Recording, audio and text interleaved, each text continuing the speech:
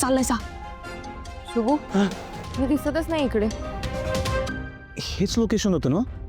हो रे, मोक्षाने हेच लोकेशन पाठवले. मॅडम एक काम करा, तुम्ही थांबा इथं, मी जाऊन येतो. हे वेळ आहेस का? मी पण येणार आहे, चल. हो तुमच्या हाताची अवस्था बघा, काय करलं? शुभू फक्त हातच आहे, बाकी ना ठणठणीत आहे मी. मॅडम ते पोरगं कसं आहे माहिती ना तुम्हाला, तुमची रिस्क नाही घेऊ शकत. थांबा.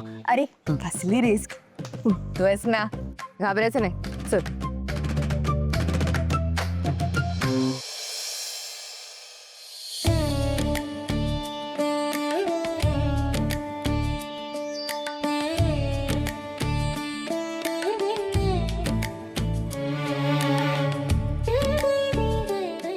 विश्वंभर, माझी एक इच्छा होती.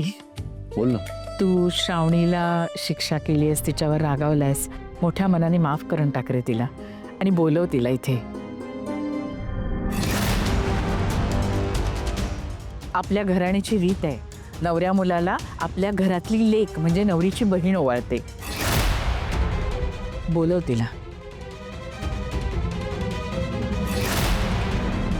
वय साहेब, माफ करून टाका ना श्रावणी मॅडमना.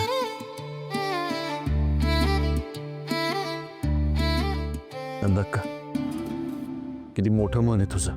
त्या मुलीने इतकं सगळं करूनही तू तिला मान देतेस. म्हणूनच म्हणतो मी, तू माझी बहीण नाही, आई आहेस. अपर्णा, हा श्रावणीला घेऊन ये. हो भैया साहेब.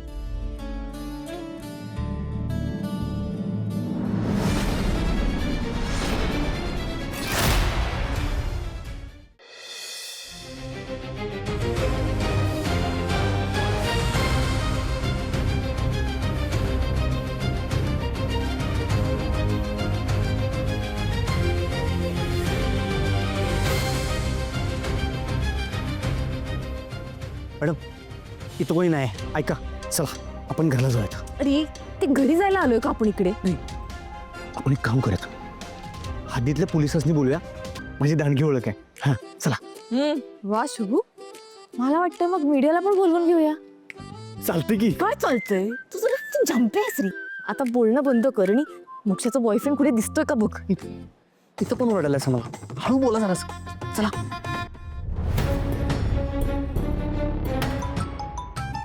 शुभू काय करतोस?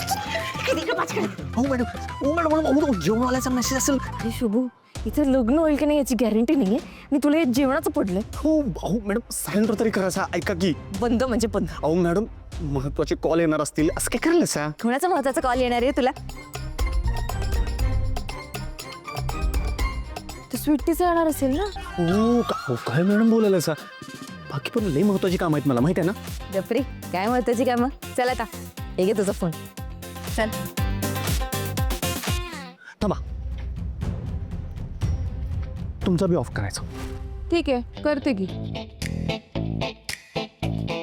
चला. चला आता.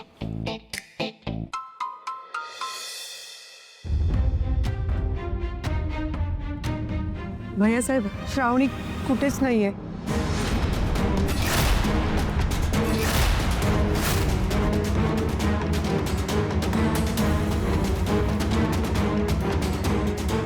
अरे देवा, श्रावणी माझ्यासाठी गेली, पण मी हे कसं क्लिअर करू? काय अशी कशी नाही? एक मिनिट. सिक्युरिटी, श्रावणी मॅडमला कुठे जाताना पाहिलं होतं का? श्रावणी मॅडम आणि शुभ सर आहेत ना, थोड्या वेळपूर्वी गाडीने बाहेर गेलेत. काय?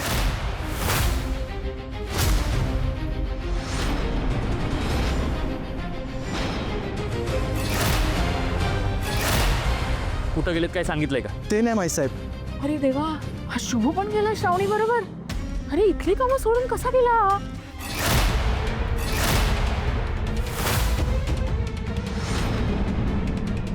शुभ आणि श्रावणी माझ्यासाठी बाहेर गेलेत, पण इथे सगळ्यांनी श्रावणीबद्दल चुकीचा समज करून घेतला तर मी आता कोणाला खरं सुद्धा सांगू शकत नाहीये. आता काय करायचं? जा तू बाहेर. श्रावणी दीदीला कुठे जाताना पाहिलंस का? नाही बघ नीट आठव. तुला काही सांगून गेली का ती? नाही, काय नाही बोलली ती. तू श्रावणीला फोन लाव लवकर. मी लावतो.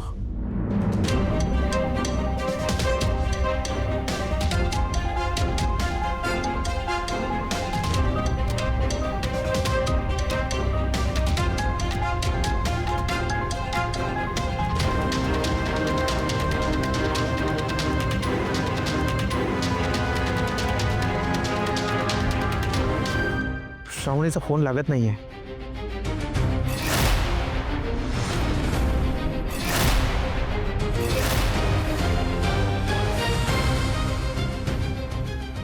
एक काम कर, शुभूला फोन ला. हा.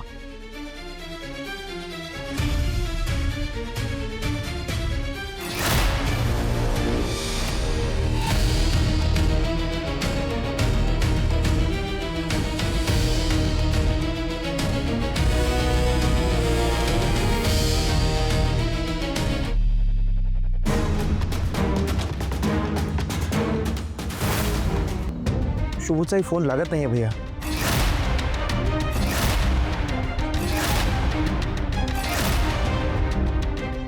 बेजबाबदार मुलगी आहे ही. एक मिनिट मामा. यांना माहिती असेल ना, मुलगा आहे ना तुमचा, हा तुम्हाला सांगून गेलाच असेल तो. नाही, आम्हाला काहीच ठावत नाही. हॅलो, तुमचा शुभू आमच्या श्रावणी सोबत गेलाय आणि तुम्हाला माहित नाही का? खरं खरं सांगा, कुठे गेलेत ते?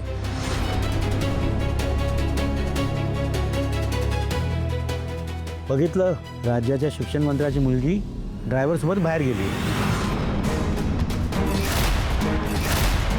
ड्रायव्हर असेल विश्वासातला, पण एवढा विश्वास काही चांगला नसतो. मान खाली जाऊ शकते. कधी काय होईल सांगता येत नाही. असं काही होणार नाही. ती जर का शुभू बरोबर गेली असेल ना, तर सुखरूप घरी येत. आणि या विषयावर मला पुन्हा चर्चा नकोय.